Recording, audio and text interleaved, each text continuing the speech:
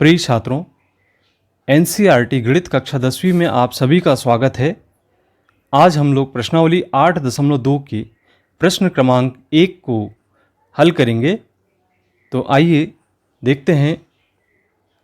निम्नलिखित के मान निकालिए।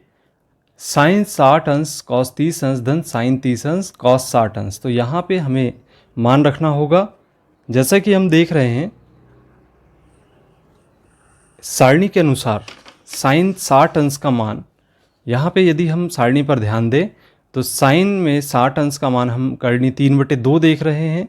इसको यहाँ पे हम लिख देंगे करनी 3/2। इसी प्रकार यहाँ पे हम गुणा का चिन्ह लगाएंगे। इसके बाद हम देखते हैं कि कॉस 30 का मान कितना है। तो कॉस की सारणी में हम ध्यान दें तो कॉस 30 का मान आप यहाँ पे देख रहे हैं कि करनी 3/2 ही है। तो इस मान को यहाँ पे पुनः लिख देते हैं करनी 3/2।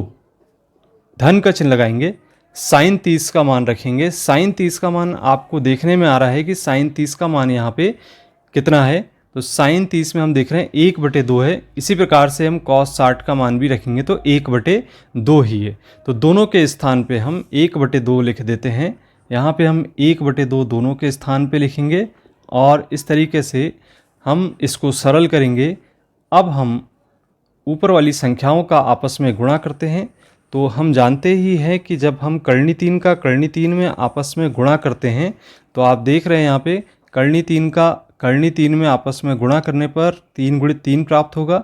अर्थात इसे हम लिख सकते हैं 3 की घात 2 और वर्ग से वर्गमूल हटाने पर 3 प्राप्त हो जाता है। तो इस तरीके से हम करनी 3 गुणित करनी 3 का मान 3 लिखेंगे और 2 दूनी 4 लिखेंगे। अब हम 1 का 1 में आपस में गुणा करेंगे। यहाँ पर 1 आएगा और 2 का 2 में गुणा करने पर हमें 4 प्राप्त होगा।